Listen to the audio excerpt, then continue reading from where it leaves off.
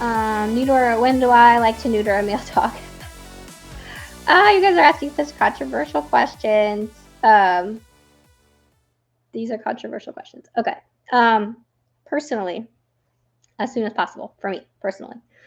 The reason being, it's multifaceted. I started my career out in shelter medicine. That's where I started.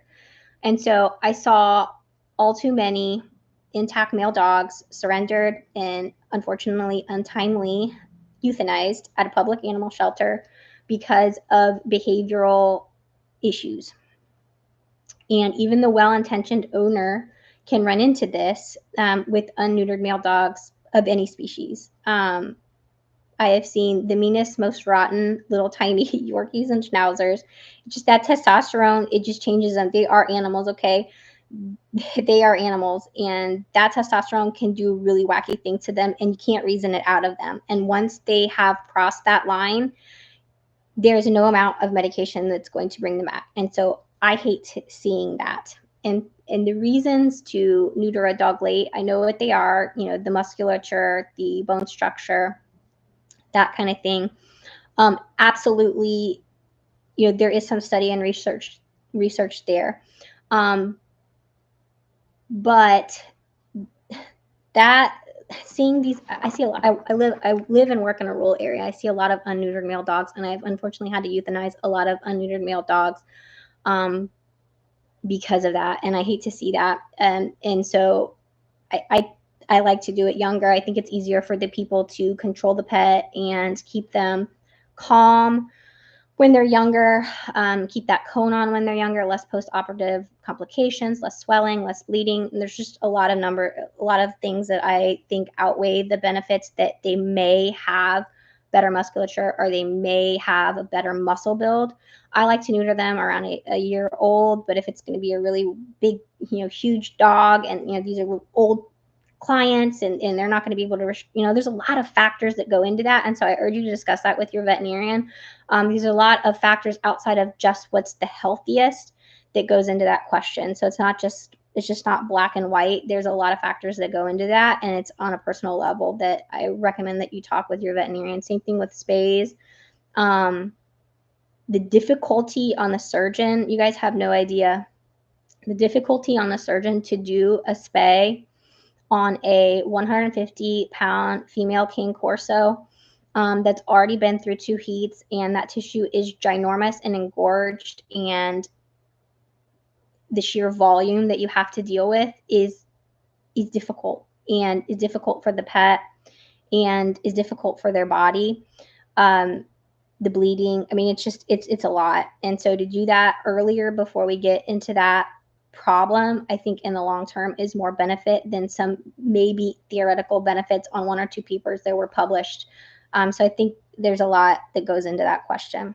So Andrea, yeah, so that's exactly what we're talking about. Yeah, the testosterone definitely makes the impulse and drive different.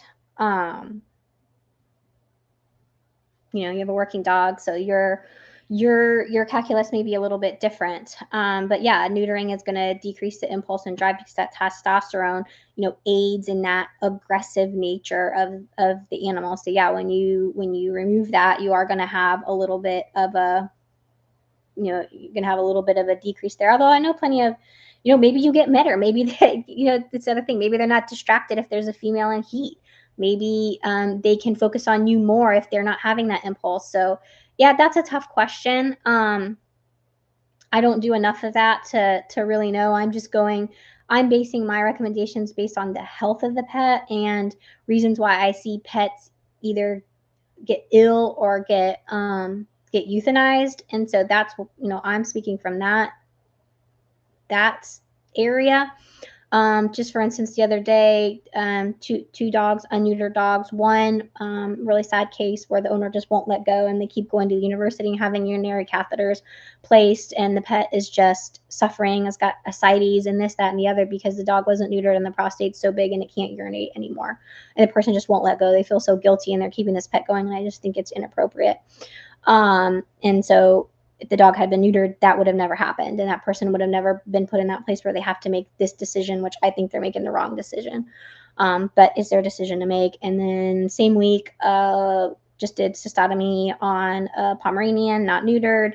Prostate's too big, it's developing urinary stones. I think they're probably going to be urates because of the not neutering, and the dog was blocked. And if I was not able to do the surgery within their price point, that dog would have had to been euthanized because they weren't going to be able to go to the specialist to have that done. And if I wasn't able to flush those stones back into the bladder and retrieve them, it was very hard to pass a urinary catheter because of the enlarged prostate. That dog would have lost his life.